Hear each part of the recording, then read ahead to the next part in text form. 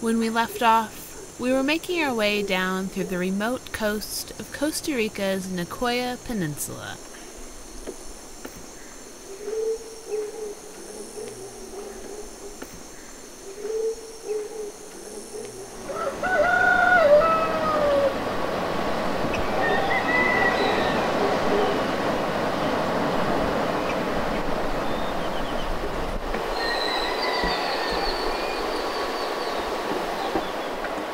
At the southern end of the Nicoya Peninsula is a large protected bay called Bahia Ballena, or in English, Whale Bay, named for the humpback whales that used to frequent this place in the dry season with their calves many years ago.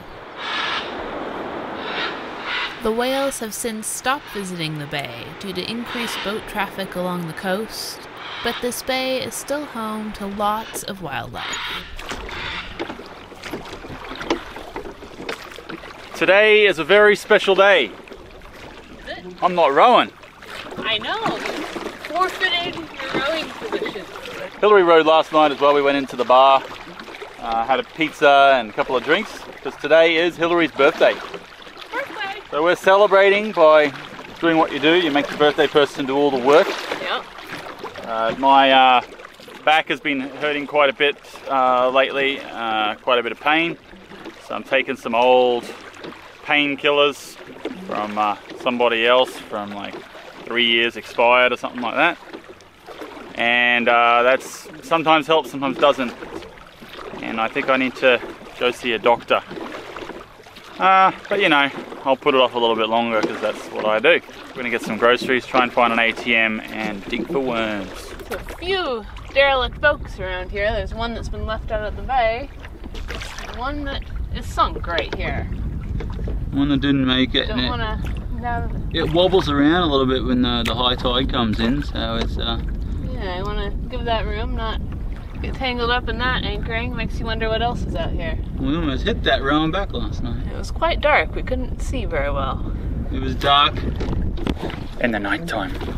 Back behind me, it's the village of Tambor in there. It's in Bahia Ballena. And it's a pretty nice little village. It's not overly developed. We're out on the southwest end of the Nicoya Peninsula. Nice little spot. We're 11 o'clock. My hat looks interesting. Weather's been really great since basically bottom of Nicaragua.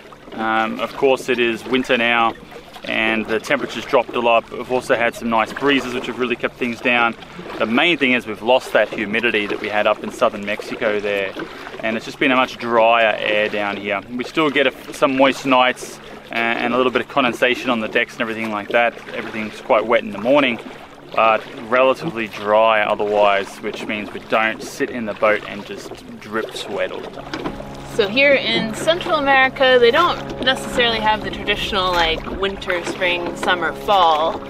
They kind of have the dry, windy season, which is like November, December through May, and then the wet, rainy, stormy season, which is May or June through November-ish.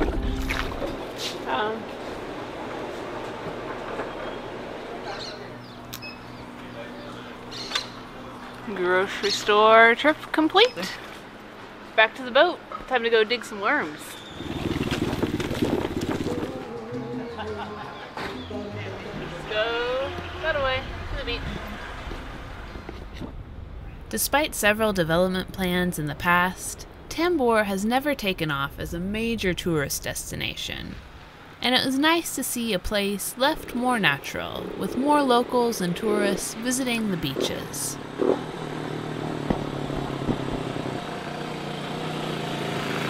Alright, so we're going to perform a little scientific experiment here. What digs the best hole in the sand? This is not your normal sailing, like anchor test or anything like that. We're doing a proper, real world, what you need to know test. And that's to see which stick digs the best hole like a shovel. And we're going to see which one will help us get some worms. So that's pretty good. It doesn't get me down super deep. This guy here, that's no good. He's done. Now we've got the bamboo. Bamboo might be the best. I think the bamboo is going to be the winner. It does look like it would snap if I was too hard on it, but this one's even got a little bit of a handle on it. So that's definitely right up there for best shovels for 2019. This one's a possibility. Now I do have this big guy. This guy's like the too awkward. He's definitely out. That might have been the best last year, not this year. Big piece of bamboo. Nah, that's a bit. Try the other end. Yeah, but it's too kind of awkward. It works, but I think that one's actually easier to handle. Okay. So no to that one. While walking on the beach the previous day, we met a local who was digging for something in the sand. When we asked him what he was looking for, he showed us his bucket of worms, which he said made the best bait for fishing.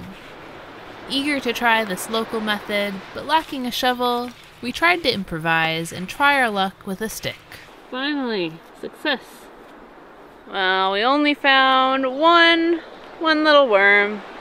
So, partial success, I guess. I think we thought we knew what we were looking for and were wrong, or we just couldn't dig deep enough without a proper shovel fast enough. But one will do. We'll see if it works to catch anything. Back to the boat now.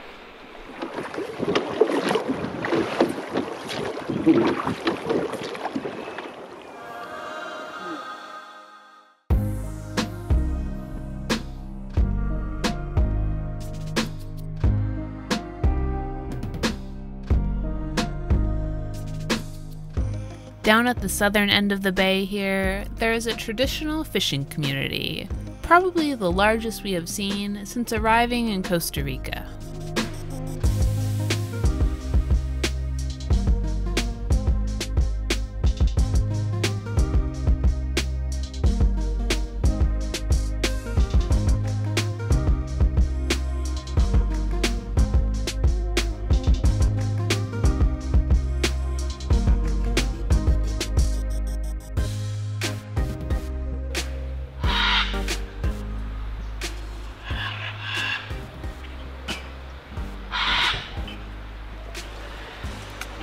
On Wi-Fi.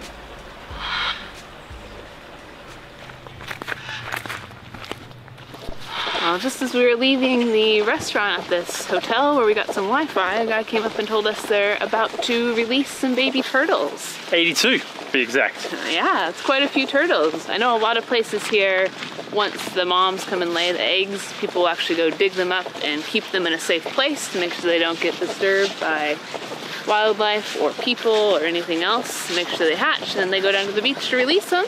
So that's what we're gonna get to watch. We thought it might be something more that they would release in the morning. It is still morning, about 9 a.m. or an evening, but they said they don't really have a facility to hold the baby turtles, and they must have just hatched, so they're gonna go release them. Pretty cool. Cool to see. Alright, I think that's them, baby turtles. They're carrying them down. They had the eggs up safe, incubating them, and now they're hatched. They're gonna let them free in the ocean.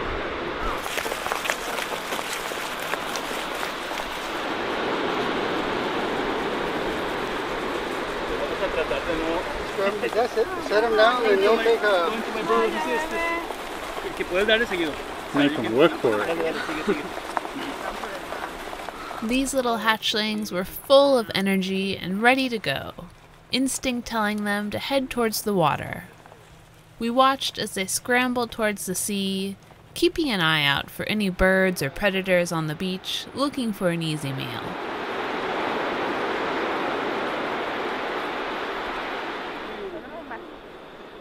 Oh, look.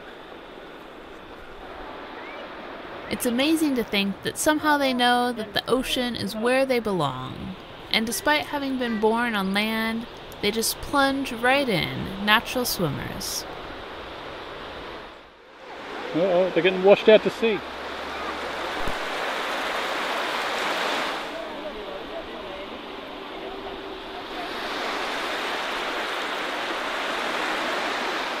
Only a couple of inches across, these little baby Olive Ridleys were tiny, and it was hard to imagine how they would survive out in the big ocean.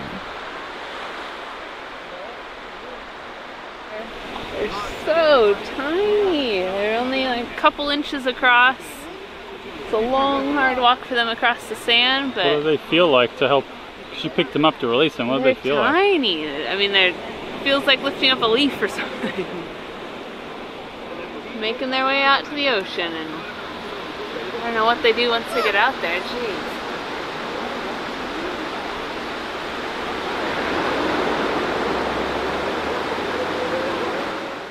After the release, we went to visit the volunteer-run hatchery.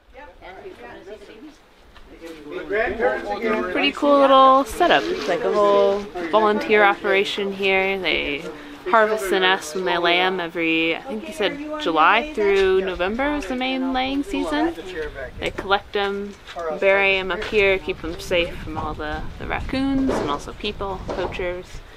And then they hatch them and bring them down to the beach, let them free. I don't know, Marie, do you know how many nests we got? Not nearly as many as last year, but Nice little location there, built from donated land. The guy who apparently is from Oregon here that owns this resort where we got the Wi-Fi from, and he donated the land here, and they raised a lot of funds for this little turtle hatchery that they built back here. Yeah, it's quite nice. They have somebody here, they can record all the nestings. They said it's down a little bit this year, but hopefully it'll be up next year that it cycles through. They said they incubate about 40 to 55 days, something like that, 45 to 55 days. Then they hatch. And I believe about 1 in 1,000 will make it back here to adulthood in 20-something years to lay eggs. So shows you why they're in trouble. Yeah. You only get 1 out of 1,000. Some crazy odds right there.